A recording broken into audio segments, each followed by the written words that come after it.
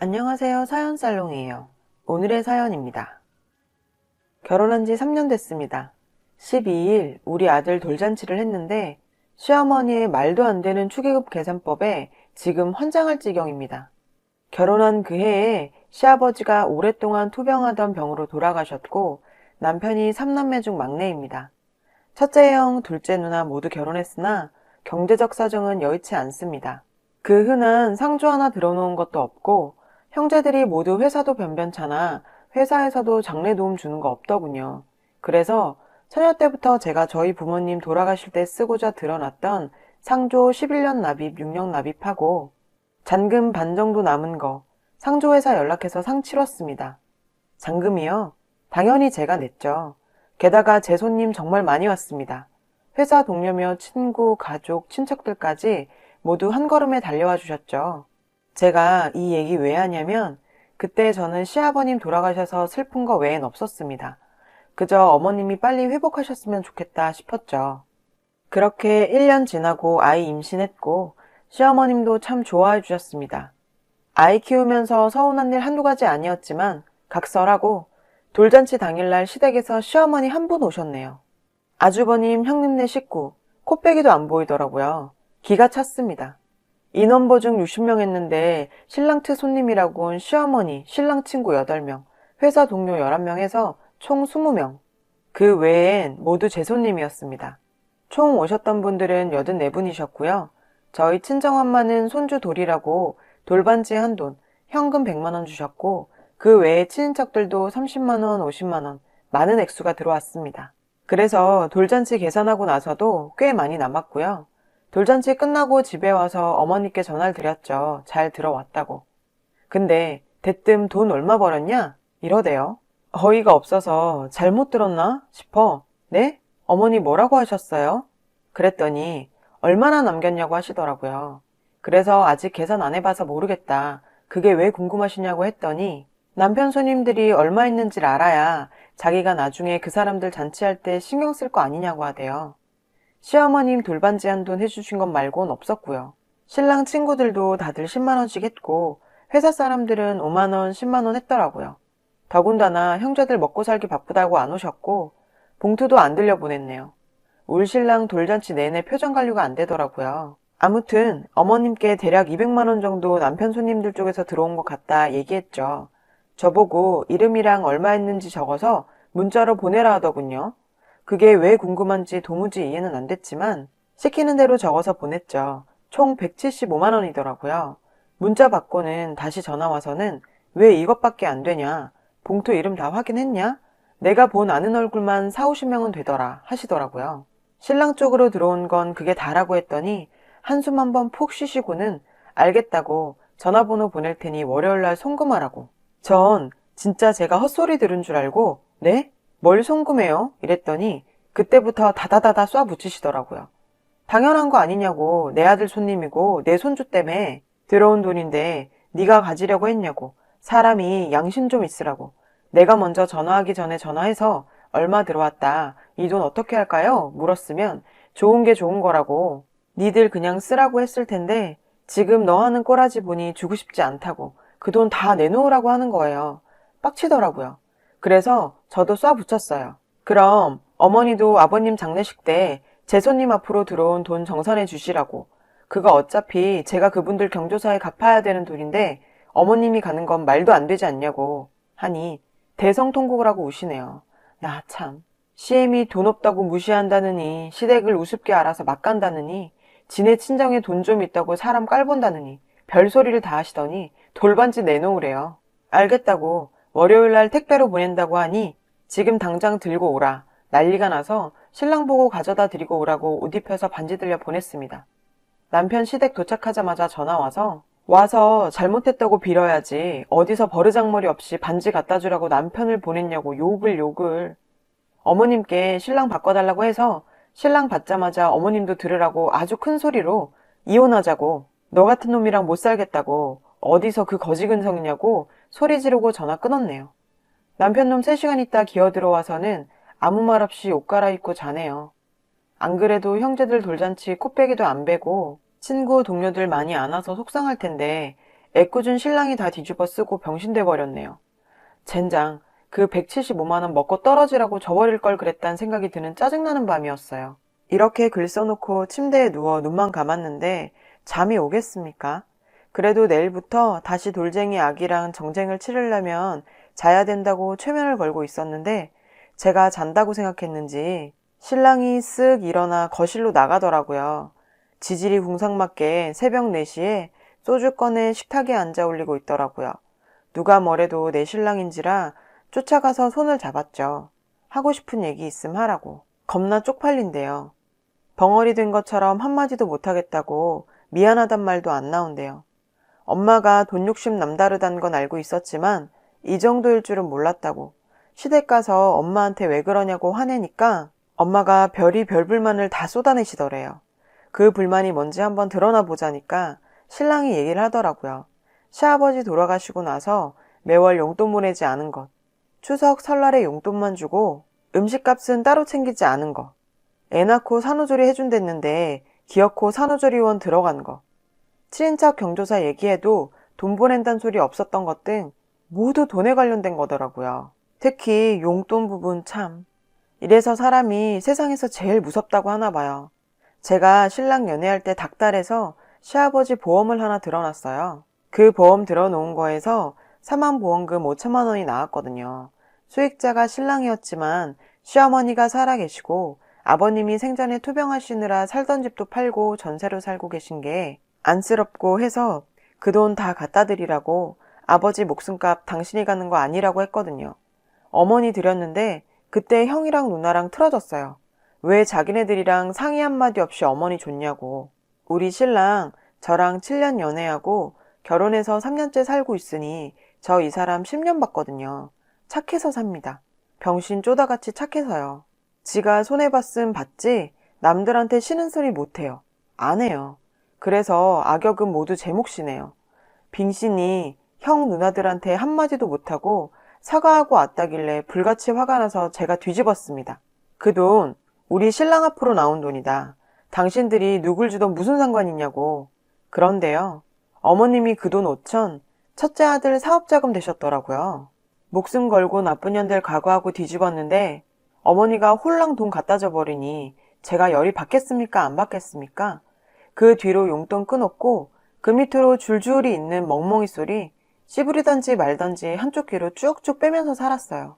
아무튼 이번에도 병신된 울쪼다 신랑 불쌍하고 짠해서 꼭 안아주고 천륜을 어떻게 내 손으로 끊겠냐마는 당신이 천륜을 끊겠다는 생각을 하게 된다면 내가 아주 다시는 돌아오지 못할 예쁜 무지개 다리를 놔준다고 하고 파이팅 있게 잤습니다. 아침 8시에 시어머니 전화 오더라고요. 할 얘기 있다고 집으로 오신다고. 건너오시라고 했고 신랑 회사 보낼까 했지만 무슨 사단이 어떻게 나든 결말은 함께 보는 게 좋을 것 같아 반차 내고 기다렸습니다. 9시 반 되니 어머니 집에 도착하셨는데 손에 뭘 들고 오셨더라고요. 앉지도 않고 저한테 시아버지 장례식 조의금 장부 툭 던지시더니 네 손님 체크해라. 오늘 중으로 정산해주마. 이러시대요. 어머님은 그렇게 하면 제가 잘못했다고 빌 줄 알았나 봐요. 식탁에 앉아 이름 보면서 체크하고 빈종이 가져와 따로 리스트 적고 있으니 기가 차고 코가 막히다는 표정으로 혀를 끌끌 차면서 어이없어 하시더라고요. 그러든지 말든지 다 체크하고 전부 계산해보니 825만 원이 제 앞으로 들어왔네요. 몰랐는데 저희 친정엄마, 이모, 삼촌, 외갓집 식구들이 다들 50만 원씩 크게 하셨더라고요. 딸년 시집가서 시댁이 밉보이지 말라고 그러신 것 같아 리스트 작성하면서 울컥해 울었네요. 리스트 다 적어서 드리자 생각보다 큰 금액에 놀라셨는지 한참 말없이 계시더니 넌 나한테 할 얘기 없니? 그러시더라고요. 할 얘기 있다고. 리스트에 적은 825만 원에 시아버지 상조해드린 490만 원도 더해서 주시면 된다고 하니 어처구니 없던 얼굴로 저 보시더라고요. 이때다 싶어 얘기했어요. 어머니께 할 만큼 했고 돈 드릴 만큼 드렸고 며느리 도리 운운하시는 거 다 해드렸어요. 용돈은 왜 못 받고 계시는지 스스로 아실 테니 얘기 더 이상 안 할게요. 설 추석마다 30만 원씩 드리는 거 적은 금액 아니고 제사를 지내는 집도 아니고 그렇다고 장 크게 봐서 음식하는 집도 아니고 명절 전날 마트 가서 같이 장 보고 개선 아범카드로 하는데 음식값 따로 챙겨달라는 거 웃기고 억지죠. 산후조리원 350만 원에 했다 하니 그 돈 탐나서 들고 내려오면 산후조리 해주신다는 거 아니었어요? 산후조리원이랑 똑같이 해주시는 것도 아닌데 왜 그 돈 어머니께 드리고 조리도 제대로 못해서 앞으로 아파야 되는 건 내 몫인가. 이해 안 돼서 산후조리원 들어갔어요. 친인척 경조사 얘기하셔서 어디서 언제 하냐, 가까운 데면 가겠다는데도 오지 말라, 돈만 보내라 하시는데 이것도 한두 번이지. 경조사 있었던 친인척한테 축의해줘서 조의해줘서 고맙다는 말 한마디 못 들었어요. 어머니 얼굴에 똥칠하는 걸까봐 거기다 전화해서 내가 보낸 축의금 잘 받으셨냐 얘기 안 했어요. 이렇게 한 30분을 저 혼자 연설을 했네요. 막장 드라마의 결말처럼 시어머니는 전현 때문에 내가 나가 죽어야지 못 살겠다고 가슴을 탕탕 치시며 비련의 여주인공이 돼서 나가셨습니다. 뭐야, 왜 저렇게 나가? 정말 자기가 비련의 여주인공이라고 생각하는 건가? 신랑도 진절머리 났는지 안 따라 나가더라고요. 그렇죠. 이렇게 그냥 끝낼 시어머니가 아니지. 이제부터 전 그냥 이 구역의 미친년이 되기로 결심했어요. 저희 친정은 일남이녀로 제가 장녀, 둘째 여동생, 막내 남동생이 있습니다. 월요일 저녁 7시쯤 신랑이 퇴근하고 집으로 귀가했을 즈음 제 친동생에게 전화가 왔습니다. 언니, 도대체 무슨 일이냐고 사돈댁에서 전화가 왔다고 하더라고요. 차분히 얘기를 들어보니 상황은 이랬습니다. 시어머님께서 저희 친정엄마에게 전화를 걸어서 당신 딸이 시아버지 장례 비용을 이제와 토해내라고 한다. 난 이렇게 무서운 며느리 진절머리가 나니 애들 이혼시키자고 하셨다네요. 저 이번 일 저희 부모님께 말씀드리지 않았습니다. 말씀드릴 이유도 없었고요. 그치만 시어머니 간과하신 것이 있습니다. 그렇게 진절머리 나는 무서운 며느리 키운 우리 엄마에게 무슨 좋은 소리를 듣겠다고 전화를 하셨나 싶네요. 우울 엄마의 매서운 양육 스토리를 풀자면 2박 3일이 걸리니 그 부분은 고이 접어두고 친정엄마가 그러셨답니다. 사돈, 무슨 일이신지 모르겠지만 저한테 전화하셔서 큰 소리 낼 정도의 일이라면 애들 앉혀놓고 어른으로서 혼낼 건 혼내고 하시는 게 맞지 않겠냐. 사리분별 못하는 유치원생들도 아니고 말귀 못 알아듣는 동물도 아닌데 갑자기 전화하셔서 애들 이혼시키자고 얘기하시는 연유가 뭐냐. 지들 좋다고 결혼했지 내가 결혼하라고 등 떠민 거 아니다. 내 딸이 천사같이 마냥 착하고 고분고분한 아이는 아닌 거 알지만 그렇다고 어디 가서 막대 먹은 아이라고 욕먹을 애도 아니다. 무슨 일인진 모르겠지만 시가에서 벌어진 일은 시가에서 해결하셔라. 제가 도와드릴 수 있는 일도 아니고 갑자기 껴들어 해결될 일은 아니라고 본다. 하고 전화 끊으셨답니다. 궁금한 동생이 엄마 붙들고 늘어져서 무슨 일이냐 뭐라 그러시더냐 계속 보채봤지만 엄마한테 돌아온 답변은 네가 알아서 뭐하게 밥이나 먹어. 역시 우리 엄마. 동생의 전화를 시작으로 제 핸드폰은 콜센터가 돼버렸네요. 우선 신랑의 첫째 형, 그러니까 저한테 시아주버님이 전화를 먼저 하셨더라고요. 재수씨 사람 그렇게 안 봤는데 너무하는 거 아니냐. 잘못했든 잘했든 어른이신데 잘못했다고 하면 끝날 일을 왜 그렇게 만드냐. 우리 돈 없다고 무시하는 거냐. 우리 어머니가 나한테 와서 돈 1,000만 원만 빌려달라고 우시더라. 노인네가 돈이 어딨어서 당장 그렇게 큰 돈을 주겠냐. 더군다나 그 돈 우리 아버지 당내 조의금이었다. 세상에 어떤 며느리가 그 돈 달라고 하냐. 기가 차더라고요. 큰아주머님은 사실 이번에 어머님 얘기를 들어도 득달같이 전화할 거라 생각지도 못한 인물 1인이었습니다. 왜냐? 그 사람은 절대 저랑 마주치면 안 되는 인물이거든요. 아주버님이요. 우리 신랑을 당신 지갑으로 알던 인간 말종이죠. 군 제대하고 서울 올라와 직장 잡고 원룸으로 이사 온 다음 날 옷 한 보따리 싸들고 신랑 집에 얹혀 살기 시작했거든요. 그뿐인 줄 아세요? 생각해놓은 사업 아이템은 뒤지게 많아요. 돈이 없는 게 문제죠. 남의 돈으로 사업하려고 드는 천하의 몹쓸 인간인데요. 우리 신랑 착실하게 직장 들어가서 200만 원, 250만 원 월급 받아오면 최저 생계비만 제외하고 그 어떤 이유를 들어서라도 다 뺏어갔습니다. 저랑 연애 시작하고 6개월쯤 지났을 때 그 사실 알고 나서 저랑 같이 적금 붙게 하고 보험 들게 하고 청약 들게 하고 이래저래 돈 묶어버리면서 돈줄이 끊겨버리자 그동안 먹여주고 재워줘서 고맙다는 소리 한마디 없이 짐 싸들고 튀어 3년간 연락 없었던 개차반이시고요. 그 3년 동안 더 악착같이 모아 전세 6천짜리 투룸으로 이사갔다는 소리 듣고 다시 기어들어와 빌부터 빌빌대며 10만 원만 20만 원만 하다가 서울에서 직장 다니던 신랑이 갑자기 경기도권으로 발령나면서 계약 기간은 남아있어 바로 방 못 빼고 경기도권에 다시 원룸 월세로 방 잡고 형한테 계약 기간까지만 살다가 형도 나가야 될 것 같다고 하니까 알겠다고 어쩔 수 없지 뭐 하시더니 계약 기간 만료되기 전에 방 빠진 거 말 안 하고 집주인한테 보증금 지가 받아서 전세금 6천 들고 나른 또라이 중에 상또라이입니다. 털털 빈털털이 된 우리 신랑 진짜 힘들어했고 그렇게 내년에 결혼하자가 언제 결혼할 수 있을지 모르겠어. 미안해로 바뀌었죠. 세상에 돈이 전부가 아니라고 다독이며 다시 돈 모아서 저랑 결혼할 때 3천 겨우겨우 모았습니다. 울 부모님 그런 신랑 더 끌어안으셨고 우리도 결혼해서 단칸방에서 연탄 떼면서 시작했다. 월세로 시작하는 거 흉 아니다. 월세에서 전세로, 전세에서 집 사서 차근차근 밟아 나가면 된다 하시면서 제가 모은 8천만 원 중에 난데없이 대학 등록금, 어학연수 보내준 비용, 그동안 키워주고 먹여준 값으로 5천만 원 갚으라고 닥달하시더니 신랑이랑 저랑 둘 다 딱 3천만 원씩 들고 결혼하게 하셨어요. 결혼하고 났더니 5천만 원을 저희한테 주셨어요. 신랑 기죽을까봐 그러셨다고요. 너무 고마웠습니다. 형이 6천만 원 들고 튀지만 않았어도 신랑 1억, 저 8천 해서 어디 전셋집이라도 해서 시작했을 텐데. 진짜 생각하면 생각할수록 빡치네요. 아무튼 저에게는 진짜 살면서 마주치지 말아야 할 인물이기에 거침없는 막말이 막 나갔죠. 돈이나 갚고 그런 소리 하시라고 어디서 형 노릇이냐고. 아주버님 하는 짓 보면 가족이란 것만 빼면 사기꾼이나 다름없다고. 나보다 나이 많다고 다 어른은 아니라며 앞으로 나한테 아주버님이라는 단어로 불리고 싶으면 이만 전화 끊으라고 했죠. 네, 전화는 끊겼습니다. 그분 제 눈치는 엄청 보시거든요. 그럼요. 당연히 보셔야죠.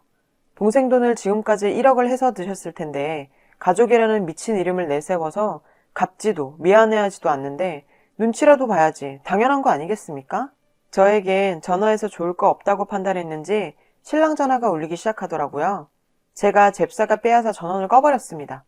안 봐도 비디오로 뭐 그래, 할 거 뻔하니까요. 신랑에게도 선전포고를 했죠.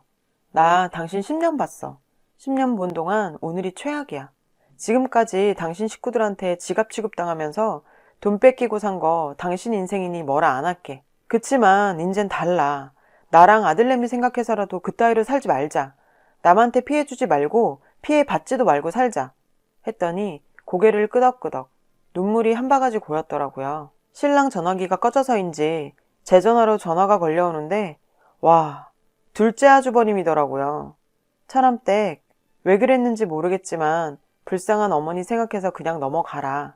지금까지 많이 참아온 거 아는데 이번 한 번만 더 참고 넘어가면 안 되겠냐. 어머니가 집에 오셔서 한참 울다가 지금 가셨다. 이건 아닌 것 같다 하시더라고요. 그래서 저도 말씀드렸어요. 아주버님도 저한테 이러시는 거 아닌 것 같네요. 이렇게 쉽게 전화하실 수 있는 거였으면 돌잔치 당일날 축하한다고 한마디라도 하시지 그랬어요. 연락도 없고 얼굴도 안 비추셔서 전 한국에 안 계신 줄 알았네요. 우리 신랑이 아주버님 애들 돌잔치 때 어떻게 했어요? 애들 둘 돌잔치 다 쫓아다니고 돌반지에 돈 20만 원씩 넣어서 2번 똑같이 하지 않았어요? 그것만 해도 돈빼기예요. 우리는 땅 파면 돈 나오는 거예요? 돈 쓸데없어서 전전긍긍하다 조카들 돌 챙긴 줄 아세요? 했더니 여기서 돌잔치 얘기가 왜 나오냐고 하시더라고요. 왜 상황이 이렇게까지 심각해졌는지, 왜 내가 이렇게 광분에 미친년 널뛰듯 뛰어대는지, 당신들이 나한테 전화하면 안 되는 이유가 뭐였는지에 대해 차분히 얘기해드렸습니다. 그랬더니 미안하다. 돌잔치에 일부러 참석 안 한 건 아니다. 차남댁한테 얘기 안 하려고 했는데 상황이 상황이니만큼 얘기해야 될 것 같다. 실은 지난 일요일에 어머님 모시고 저녁 식사를 하는데 첫째 형님네 연락이 와서 같이 저녁을 먹고 얘기를 나누게 됐다. 그러다 지난번 어머님 생신 때 얘기가 나왔대요. 그때 형님과 형수님 마음이 많이 상하셨단 얘기를 꺼내셨고 내 와이프도 넌지시 지금까지 있었던 불만을 얘기하는 자리가 되어버렸다. 그러면서 여자들끼리 잔치에 형제들이 안 가면 창피할 것이다. 본때를 보여줘야 된다. 뭐 이러면서 같이 가지 않기로 약속이 된 모양이더라. 그래서 못 가게 된 거다 라고 하더라고요. 참, 지금 생각해도 기가 차네요. 지난 어머니 생신 때 일이 뭐냐면요. 결혼한 지 3년 됐고 어머니 생신이 10월 달입니다. 안타깝게도 저희가 결혼을 5월에 하는 바람에 꼬박 3년 모두 어머님 생신을 챙기게 됐죠. 첫 번째 해는 아버님 돌아가시고 나서 처음 맞는 어머님 생신이라 마음도 울적하실 것 같고 이래저래 기분 전환이 필요하실 것 같아 제주도 여행을 갔다 왔습니다. 물론 경비는 80% 저희가 냈죠. 어머니와 저희 부부만 가자니 좀 마음에 걸려서 비행기 값과 숙박비만 저희가 내기로 하고 첫째 형네, 둘째 누나네를 모두 불렀는데 렌트, 기름, 식사 비용 대부분 저희 몫이었습니다. 뭐 불만 없습니다. 저희 신랑도 월급이 이제 400 가까이 되고 저도 그때는 임신 전이어서 회사를 다니고 있었고 대기업 5년차 대리였기 때문에 월급이 400 가까이 됐으니까요.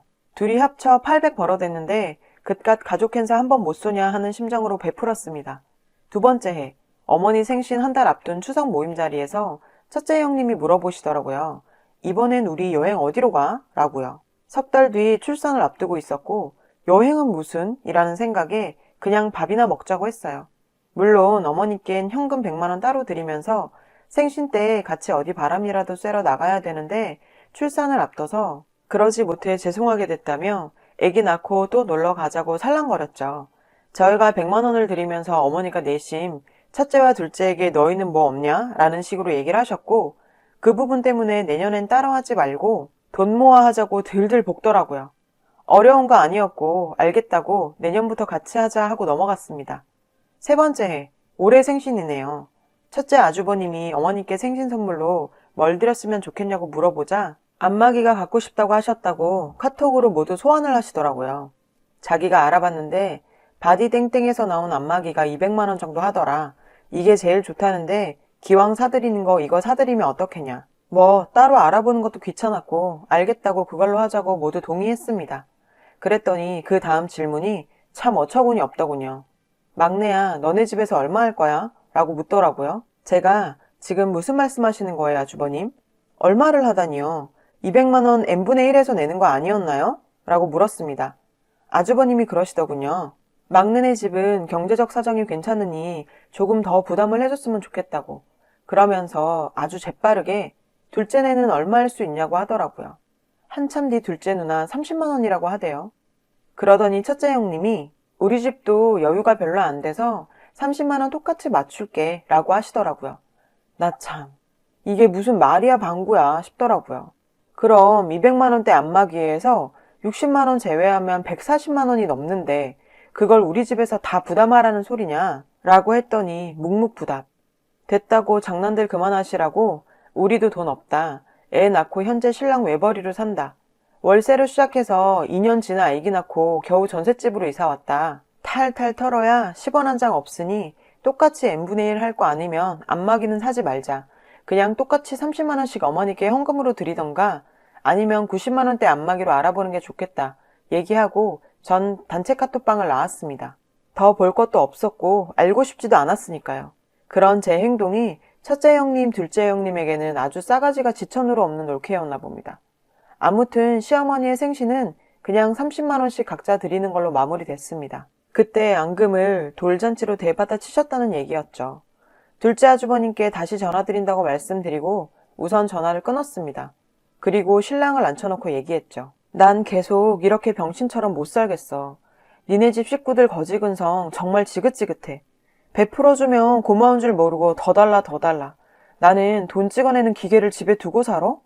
당신과 나의 노동의 대가는 당신네 식구들 배불리 먹이고 입히는 거야? 당신이랑 나 삼천에 월 40만 원 월세로 시작했잖아.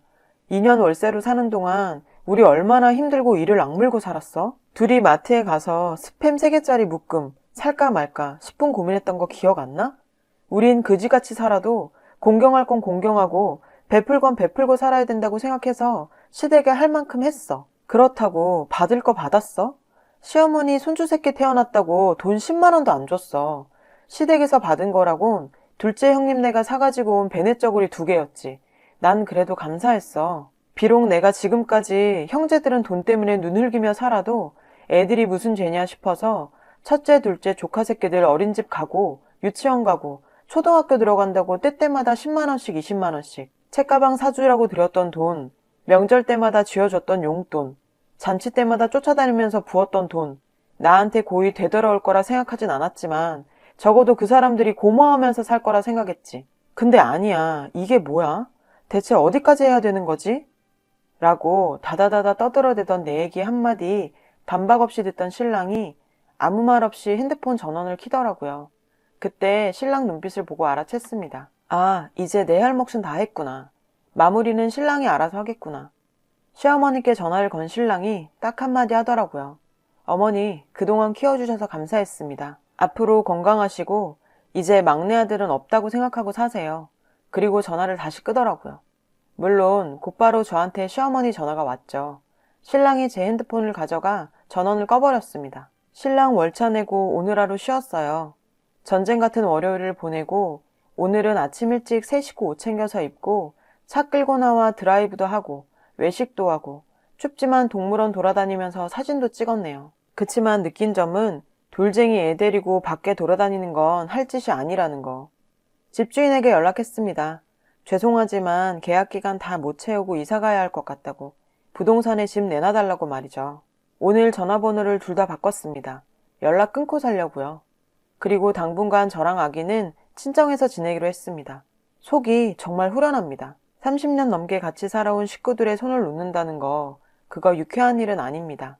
질질 끌고 또 끌고 아프고 상처받고 패인 상처가 또 패이고 그게 흉이 되고 그간 많이 힘들고 또 처절했네요. 그렇게 사느니 차라리 이 정도의 불쾌감을 지니고 사는 게 아예 속 시원하다는 생각이 듭니다. 저랑 사랑하는 남편과 우리 아이, 우리 식구 생각하며 더 행복하게만 살 거예요. 액땜 한번 진하게 한 우리 세 식구 앞으로 행복만 깃들라고 다들 축복해 주세요. 이 글의 후기 사연입니다. 안녕하세요. 글쓴이입니다. 많은 관심을 보내주셔서 매우 감사드립니다. 살면서 이렇게 많은 분들이 제 얘기에 관심을 가져주시고 같이 공감해주시고 상처 입은 제게 따뜻한 말, 시원한 웃음 보내주셔서 천군만마를 얻은 기분으로 모든 일을 잘 끝냈습니다. 따뜻한 응원 보내주신 모든 분께 감사하다는 말씀을 드리는 게 예인 것 같아서 오늘도 오늘만 살고 내일 죽을 것 같이 사력을 다해 노는 우리 아들을 재우고 신랑까지 재워놓고 커피 한 잔 들고 컴퓨터 앞에 앉았습니다. 댓글을 보고 깜짝 놀랐어요. 자작이라는 댓글은 상처가 되네요. 억울한 건 몇 가지만 반박하겠습니다. 우선 컴퓨터 앞에 앉아 글을 썼다는데 왜 마지막에 모바일에서 작성되었냐고 나오는 물음. 글을 써놓고 나니 제가 올해랑 작년 해를 착각해서 연도를 잘못 써놔 급히 수정했습니다. 모바일에서 쓰면 글 이어쓰기 하는 기능이 없습니다. 아주버님이 왜 나를 처남댁이라고 부르냐. 자작이라는 글들. 첫째 형, 나에겐 시아주버님, 나를 부를 땐 재수씨. 첫째 형의 부인, 큰형님, 나를 부를 땐 동서. 둘째 누나, 둘째 형님, 나를 부를 땐 올케. 둘째 남편, 아주버님, 나를 부를 땐 처남댁이 맞습니다. 형이 6천만 원 들고 날랐는데 얼굴 보고 사냐? 네, 그렇게 살았어요. 엄밀히 따지자면 신랑과 연애할 때 벌어진 일이고 내 돈 아니고 신랑 돈이었고 그가 용서했으니 제가 왈가왈부할 문제가 아니니까요. 보험금 5천 때문에 형제들이랑 틀어졌다면서 제주도 여행 간 게 이해가 안 된다? 저희가 결혼한 게 5월이고요. 아버님 소천하신 게 7월, 사망신고 8월 중순, 보험금 신청 9월 중순, 보험금 신청해서 받은 게 10월 중순, 어머님 생신이 10월 초입니다. 어머님이 큰형 사업자금으로 보험금 주신 건 12월이고요. 용돈 끄는 건 다음해 2월부터 형제들과 여행 다녀와서 틀어진 거예요. 내 상식선에선 저런 일들이 있었는데 얼굴 보고 사는 게 말도 안 된다는 분들, 글쎄요. 제 속을 누가 알고 여러분들 가정사를 세상 사람들이 다 이해하지 못하겠죠. 각자의 사정이 있기에 그에 맞다 다르다 얘기할 부분은 아니라고 생각합니다. 내 이치와 맞지 않는다고 내 상식에서 벗어났다고 무조건 거짓이다 라고만 생각하지는 마세요. 앞으로도 전 애 키우다 심심하거나 세상 사람들 사는 얘기가 궁금해지면 여기 들어와 글도 읽고 댓글도 남기고 할 겁니다. 자작이다 뭐다 말도 많고 못된 댓글 쓰는 사람들도 많지만 그래도 가끔 눈물이 찐하게 나올 만한 글도 울컥하며 같이 성질 내줄 만한 글도 따뜻하게 위로해주고 싶은 글도 있으니까요. 글 읽으시는 분들 모두 행복하시고요. 따뜻한 마음 보내주신 분들 정말 감사합니다. 여러분, 사연 댓글에 응원과 현명한 조언 부탁드려요. 좋아요와 구독은 저에게 큰 힘이 됩니다. 오늘도 좋은 일 가득하세요.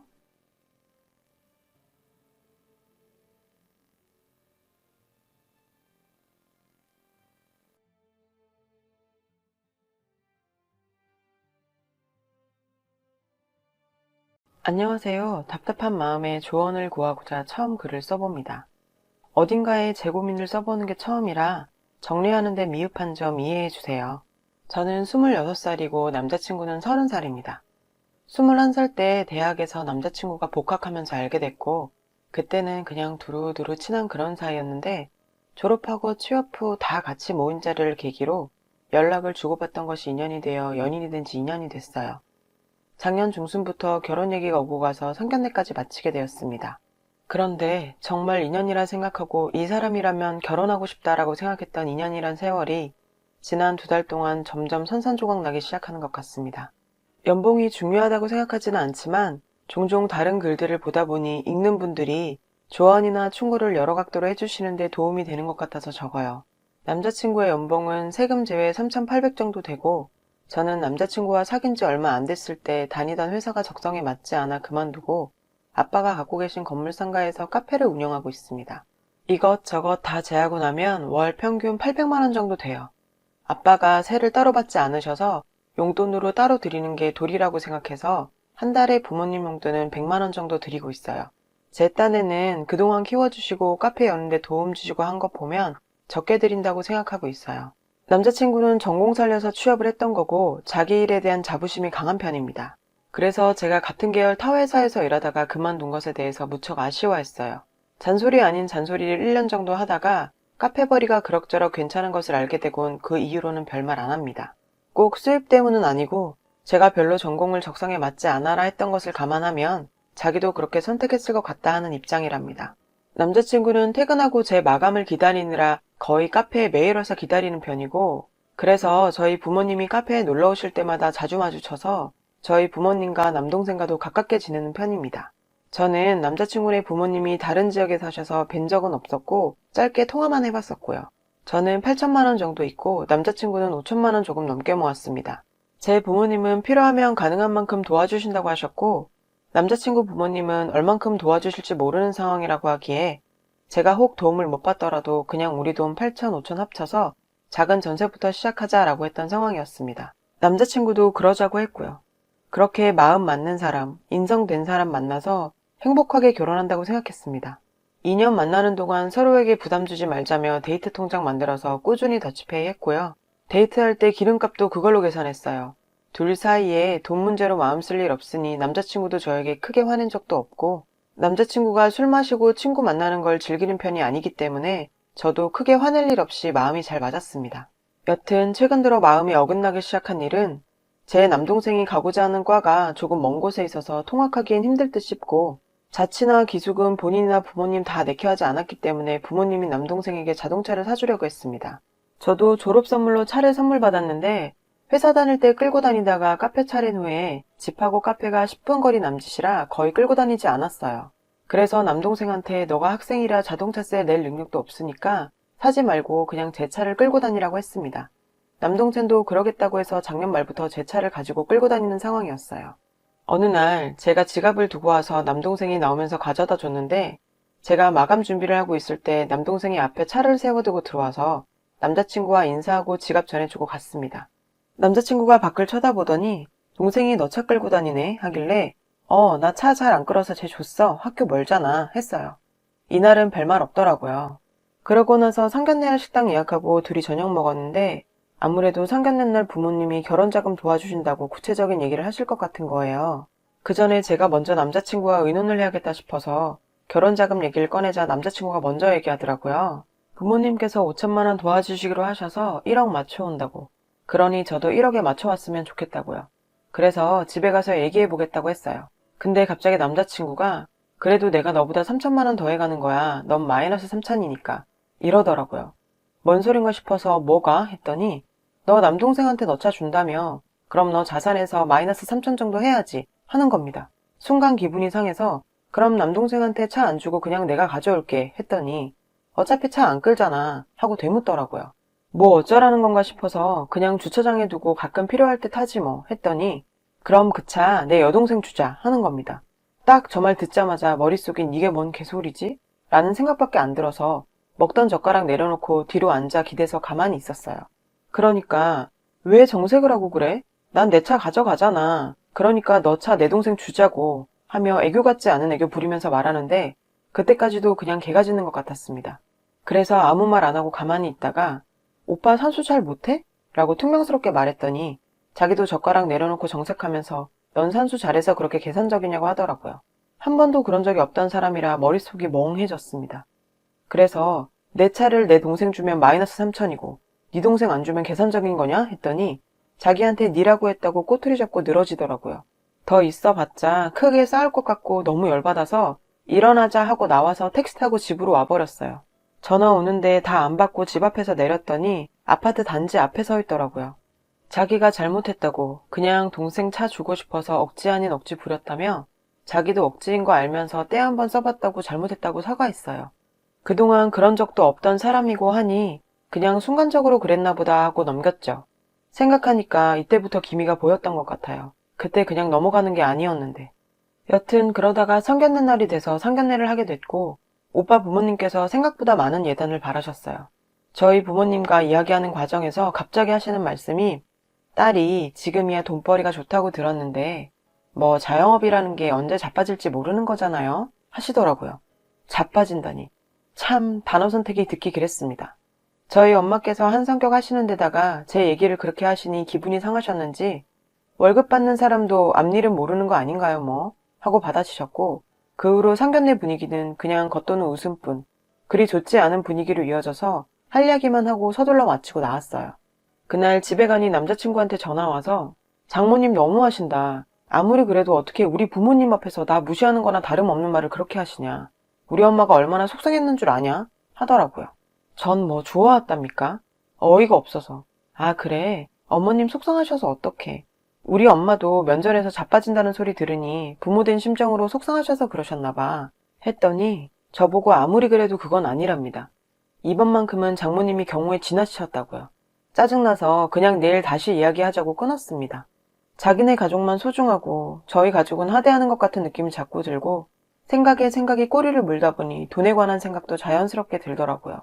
여러 생각을 하다가 그 다음날 만나서 곰곰이 생각해봤는데 결혼 후에 돈 관리는 각자 알아서 하는 게 나을 것 같아 라고 했더니 펄쩍 뜨면서 부부 사이에 그러는 거 아니라고 너 원래 이렇게 이기적이었냐 하는 겁니다. 2년 내내 오빠 의견 따라 더치하고 열심히 반반 나눠서 냈는데 갑자기 뭔 개인주의? 이기적? 이랬더니 사람이 결혼 앞에 두니까 속물로 변했대요 저보고. 이러는지 미처 몰랐다고 하길래 나도 오빠 이런 사람인 줄 몰랐다 어쩌고 저쩌고 그런 식으로 한참 싸우다가 한숨 쉬더니 이 얘기는 자기가 양보하겠다고 그만하자더라고요. 양보라는 단어가 좀 거슬리긴 했지만 또 미련하게 그날 그렇게 넘겼어요. 그리고 가족끼리 저 결혼 전 여행으로 설 연휴에 하와이를 가기로 했는데 그걸 남자친구 집에서 아시자마자 난리가 나셨더라고요. 경우 없는 짓이라고. 결혼 전 명절에 당연히 시댁 가서 보내야지 뭐 하는 짓이냐며. 그때 남자친구가 다행히도 어머니께 뭔 소리냐 완강히 밀어붙여서 전 무사히 여행 잘 보내고 지난 토요일에 찾아뵀습니다. 집에 들어가서 인사드리고 얼굴 마주 하시자마자 여행은 잘 다녀왔냐고 물으시며 사돈은 잘 지내시냐고 묻더라고요. 그래도 저희 부모님 안부 물어주시는 게 감사해서 네, 잘 지내신다고 웃으면서 대답해드리자 아무리 딸의 여행 가자 해도 말려야 되는 게 딸 가진 부모인데 잘 지내신다니 뭐 하고 말끝을 한참 흐리시다가 웃으시면서 다행이네 하시는데 딱 봐도 비꼬는 느낌에 벙지며 처음부터 기분이 좋지 않았습니다. 제 생각과 가치관으로는 너무 어이없는 말씀이시긴 했지만 거기에 대답하는 건 따지고 싸우려 드는 것밖에 안 되는 것 같아서 그냥 꾹 참았어요. 7시까지 오라고 하셔서 6시 50분 덜 돼서 찾아뵌 건데 집안에 음식 냄새는 나는데 상에 음식이 하나도 없더라고요. 들고 간 한우 세트랑 홍삼 드리니까 밥 먹었냐고 물으셔서 아니요 아직 안 했다고 하니 기다리다 지치셔서 아버님 어머님 시누이 셋이 밥해서 먹고 막 치웠다 하셨어요. 배달 책자를 주시더니 하나 골라서 시켜 먹으라고 하시더라고요. 그랬더니 남자친구가 찜닭 시키더라고요. 아버님이랑 찜닭에 술 한잔 하겠다고. 거실에 앉아 있는데 기분이 진짜 그렇게 더러울 수가 없었습니다. 아마 제가 초반부터 기분이 상해서 예민해진 탓도 있었겠지만 그냥 모든 상황이 저를 무시하는 것 같은 느낌이 들었고 기선제압하려고 하는 느낌이 들었어요. 주변에 결혼한 친구도 몇 없어서 원래 이런 건가 싶기도 하고. 그러다가 시누이. 시누이라고 하기도 싫네요. 그 집 식구한테 정 떨어져서. 여튼 어머님이 시누이한테 너도 나와서 먹으라고 했고, 시누이가 배불러 안 먹어 이랬더니 어머님이 네 새언니가 처음으로 사주는 밥인데 한 입이라도 먹으라고 하더라고요. 그 말 듣는 순간 얼굴이 확 굳었어요. 어머님도 제 표정 보시더니 장난이야 얘. 얘는 나이답지 않게 진지하네. 내가 살게 하셔서 그냥 네 하고 말았어요. 남자친구가 어머님한테 얘 지금 긴장했는데 그런 장난 왜 치냐고 한마디 하더라고요. 그랬더니 알겠어 이러시더니 저보고 미안 이러시길래 또 네 했어요. 그거 가지고 남자친구가 또 집에 데려다 주면서 아무리 그래도 네라고만 한 건 좀 그랬다면서 뭐라 하더라고요. 싸울 기력도 없어서 알겠다 미안하다고 하고 집에 내려서 일찍 잔다고 하고 연락 안 했어요. 머릿속이 멘붕돼서 싸울 여유도 없더라고요. 그 다음날 오픈만 제가 하고 아르바이트생들한테 매장 맡기고 집에 와서 쉬고 있는데 3시쯤 아르바이트생한테 전화가 왔어요. 좀 전에 어떤 손님 4분이 오셔서 커피 4잔과 디저트 와플을 시키시더니 여기 사장 어머니 되는 사람이라고 하면서 공짜로 달라고 해서 드렸답니다. 아르바이트생들이 이제 막 20살 된 애기 같은 아이들이라 당황해서 드렸다고 죄송하다고 어떡하냐고 하더라고요. 거기 아직 계시냐니까 계신답니다. 저희 엄마도 저희 매장 가서 드시긴 하는데 아무리 부모지만 그래도 공짜로 받는 건 보기 안 좋다 하셔서 제가 도장 찍어드린 쿠폰 여분으로 갖고 다니시면서 그걸로 계산하세요. 그러니 저희 엄마 할 리는 없고 순간 머릿속에 드는 생각이 어머님 같아서 나갈 준비하면서 바로 남자친구한테 전화했습니다. 혹시 어머님 우리 매장에 오셨냐니까 엄마가? 하더니 아까 매장 위치를 물어보긴 하셨답니다. 왜 그러냐길래 방금 어머님이 매장 오셔서 이러셨다. 그냥 드린 건 얼마든지 드릴 수 있다. 내가 있었으면 그냥 드렸겠지만 나한테 연락도 없으시고 나 없으실 때 그러시니 좀 그렇다고 했어요. 남자친구가 알겠다고 하고 전화를 끊었고 남동생이 태워져서 남동생하고 얘기하다 보니 다른 지역 사시는 어머님이 굳이 친구들하고 저희 매장을 왜 오셨나 싶은 거예요. 물론 며느리 될 아이 일하는 곳이 궁금하셨을 수도 있겠지만 그냥 마냥 궁금해서 오신 것 같지는 않았어요. 여튼 도착해서 보니 어머님이 맞더라고요. 친구분들 3분가 오셨길래 일단 인사드리니 우리 며느리 되래라고 인사시키셨어요. 한번 궁금해서 와봤다는 말에 억지로 웃으면서 잘하셨다고 하고 뭐 더 드시라고 했더니 아니라고 하셔서 전 그 자리에 있기 싫어서 일하는 척 사무실에 들어가 있었어요. 한 10분 후쯤 아르바이트생이 사무실로 들어오더라고요. 밖에서 찾으신다고. 문 여니까 바로 바 앞에 어머님 서 계시고 들어와도 되냐고 하시길래 들어오시라고 했더니 문 닫으시자마자 내가 여기 온 게 그렇게 못마땅하냐고, 그깟 커피 몇 잔이 아깝냐고 2만 원 테이블에 내려놓으시더니 내 아들한테 전화해서 그렇게 내 흉 보는 거 아니다. 아깐 더 드시라고 하더니 앞뒤 다른 내공이 장난이 아니네. 모자간의 사이 그렇게 이간질하는 버릇 단단히 고치고 와라 하시며 언성 높이셨습니다. 아마 사무실 밖까지 들렸겠죠. 참다 열받아서 이건 아니다라는 확신이 들었습니다. 어머님, 여기 저 일하는 곳이에요. 저희 엄마께서도 오셔서 이러지 않으세요. 저 아직 정식으로 그 집 사람 된 거 아니고 아직은 귀한 손님이에요. 결혼해서도 귀한 며느리고요. 어머님이 연락도 없이 이렇게 오셔서 저 없는 곳에서 그러셨다 하니 연락받고 당황했는데 일단 오셨고 친구분들도 계시니 며느리 될 사람으로서 마땅히 잘 모신 것 뿐인데 그거 가지고 앞뒤가 다르다니 뭐니 하면서 사람 몰아가시면 안 되죠. 그동안 어머님께 서운했던 적 몇 번 있는데 자식된 도리로 그냥 넘어간다 생각했는데 이번엔 말씀이 너무 지나치시네요. 이렇게 말했더니 버르장머리가 없다고 하시더라고요. 말이 안 통하겠다 싶어서 아무 대꾸도 안 했더니 한참을 혼자 쏟아부으시다가 나가셨어요. 어머니 나가시자마자 남자친구한테 전화해서 오빠네 어머니 당장 모시고 가라고 했고 남자친구가 지금 회사에서 나올 수 없다고 네가 모셔다 드리라고 하더라고요. 제 말뜻을 이해를 못한 건지 멍청한 놈이 멍청한 소리 하길래 순간 뚜껑이 확 열려버렸습니다. 왜? 내가 아무리 며느리 될 사람이라고 해도 일하고 있는 와중에 굳이 모셔다 드려야 할 이유는 없지. 나도 일 중이거든. 나도 못 나가. 그리고 지금은 오빠랑 결혼할 마음이 다 사라졌으니 더더욱 그럴 이유 없어. 라고 했더니 무슨 말이냐고 하길래 말 그대로야 하고 끊어버렸어요. 그 이후로 전화 오는 거 다 안 받고 어머님은 남자친구 전화 받으시면 또 사무실 들어오셔서 뭐라 하실까봐 아르바이트생한테 저분이 여기서 소란 피면 그냥 경찰에 신고하라고 하고 어머니한테 인사도 안 하고 그냥 그대로 매장 밖으로 나왔어요. 끝낼 생각이 확실했기 때문에 저도 감정적으로 행동했던 것 같아요. 나중에 물어보니까 다행히 소란 피우진 않으시고 아무런 내색도 없으셨다고 합니다. 친구분들 계셔서 그런 건지. 여튼 그게 일요일이었고 전 그날 파혼 결심 내고 부모님 집에 오시자마자 부모님께 다 말씀드렸습니다. 엄마는 미리 알아서 다행이라며 상견례 날도 보고 정상은 아니라는 생각이 들었다 하시네요. 아빠는 그래도 남자친구랑 제대로 대화를 해보라고 하셨어요. 남자친구한테는 미친 듯이 전화 왔고 어머니한테도 계속해서 전화 오고 모르는 번호로도 왔지만 다 받지 않고 있었더니 어머님께서 다중인격처럼 협박식의 내용, 꾸짖는 내용, 미안하다는 내용, 달래는 내용 등등 계속해서 보내시더라고요. 협박은 소송 걸겠다. 남자친구와 같은 대학이라면서 너가 좋은 꼴 보겠느냐 등등 정말 어처구니 없는 내용들이었습니다. 다 무시하고 생각 끝에 월요일 저녁에 집 앞에 찾아온 남자친구랑 만났어요. 울며불며 미안하다고 싹싹 빌길래 내가 보기엔 오빠도 비슷한 사람인 것 같다. 어쩔 때 보면 정상인 같은데 어쩔 때 보면 다를 게 없다고 했더니 또 얼굴을 붉히면서 너 지금 우리 엄마한테 비정상인이라고 한 거냐고 소리를 지르더라고요. 꼭 그런 말은 아니었지만 뭐 그렇게 받아들였다면 할 말 없다고 했어요. 너네 부모님한텐 한 달에 100만 원씩 드린다면서 우리 엄마를 그깟 커피 한 잔에 미친 사람 취급하는 거냐고 소리를 지르다가 또 정신 차리고는 미안하다 합니다. 이젠 남자친구도 다중이 같아요. 그래서 제가 이미 난 부모님께도 내 뜻 전했고 상견례까지 하고 결혼 없는 게 모양새가 좀 그렇긴 하지만 식장 들어가고 도장 찍기 전에 아른 게 행운이라고 생각하고 끝내겠다 했습니다. 붙잡는 거 뿌리치고 집으로 들어왔어요. 어제도 연락 오고 찾아오고 난리였지만 받지 않았는데 어머니가 또 협박식으로 소송 걸겠다느니 뭐니 말도 안 되는 문자를 보내길래 약해진 마음 더 굳혔습니다. 제가 어제 하루 연락 다 씹었더니 오늘 아침에 카톡으로 남자친구한테 네가 원하면 부모님과 연 끊고 살겠다고 왔네요. 참 좋은 사람이라고 느끼고 만난 거였지만 요 근래 봐왔던 찰나의 모습들이 별로 믿음직하다고 생각이 들지도 않고 정도 많이 떨어졌지만 그래도 참 많이 좋아하긴 했어요. 부모님하고 연 끊는 걸 바라지도 않고 그럴 거라 생각하지도 않아요. 이 말 믿고 결혼했다간 어떤 꼴 날지도 예상 갑니다. 그런데도 그런 모습을 보여주니 중간중간 마음이 약해지고 마음이 약해지니 잘 내린 결정인가 하면서 마음이 복잡해요. 아마 제 성격상 절대 다시 돌아가진 않겠죠.